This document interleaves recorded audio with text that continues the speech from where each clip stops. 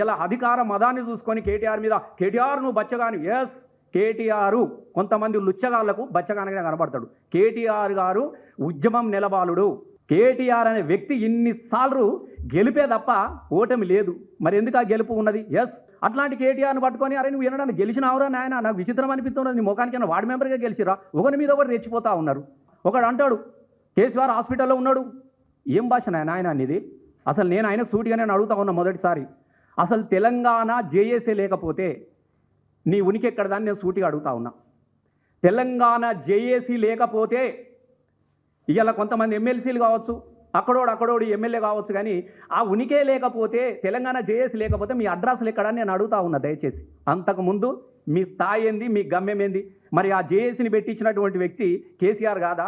ఒకడు అంటాడు అసెంబ్లీకి రా. అరే ఆయన అసెంబ్లీకి వస్తారా భయ్? అసెంబ్లీ అనేది కొత్త కాదు కేటీఆర్కు, కేసీఆర్కు, హరీష్ రావుకు. నీకు అసెంబ్లీ పాసు ఇయ్యమంటే దొరకని రోజున కూడా ఆయన అసెంబ్లీలో తెలంగాణ కోసం మాట్లాడుతూ ఉన్నాడు కేటీఆర్. ఇది గుర్తుపెట్టుకోండి. అసెంబ్లీ పాస్, ఒక పాస్ ఇస్తావా లోపటొచ్చి గ్యాలరీలో కూర్చుంటా అని నువ్వు బతిమలాడిన రోజున కేటీఆర్ గారు అసెంబ్లీ మైకు పట్టుకొని నా పదవిని రాజీనామా చేస్తున్నా అని చెప్పేసి మాట్లాడుతున్నటువంటి స్పీచ్లు ఉంటాయి. వాళ్ళు కేసీఆర్ గురించి మాట్లాడతాడు. కేసీఆర్ గురించి మాట్లాడనా నీ అయ్య నాట అయ్యా. ఎస్ బరాబరి చెప్తున్నా, కేసీఆర్ కేటీఆర్కి అయ్య కాదు, తెలంగాణకు అయ్యా బిడ్డ. అది కూడా రాసి పెట్టుకోరు మీరు.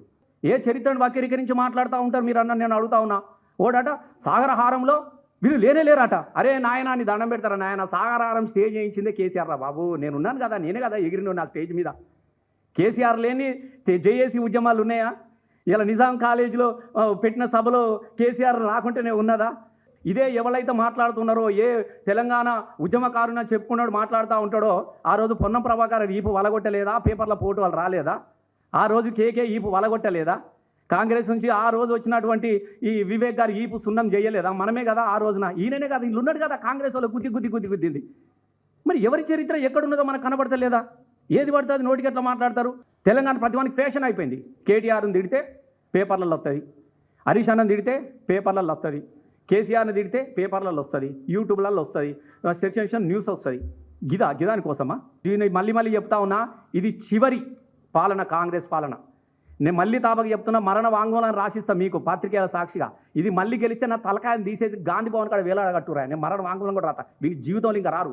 ప్రజలు విసిగిపోయిర్రు. వీళ్ళ మాటలు భరించలేని పరిస్థితులు వచ్చినారు. టీవీలు అత్తే అబ్బో బంద్ చేయరా అంటారు. అమ్మతో చెప్తారు, చూడకుండానే డిలీట్ చేస్తారు యూట్యూబ్లలో. గట్లాంటి చండాలమైనటువంటి భాష, మదమెక్కినటువంటి అహంకారం, పదవిలతోని విర్రవీగుతూ మాట్లాడేది మంచి పద్ధతి కాదు అని చెప్పేసి నేను చెప్తా ఉన్నా.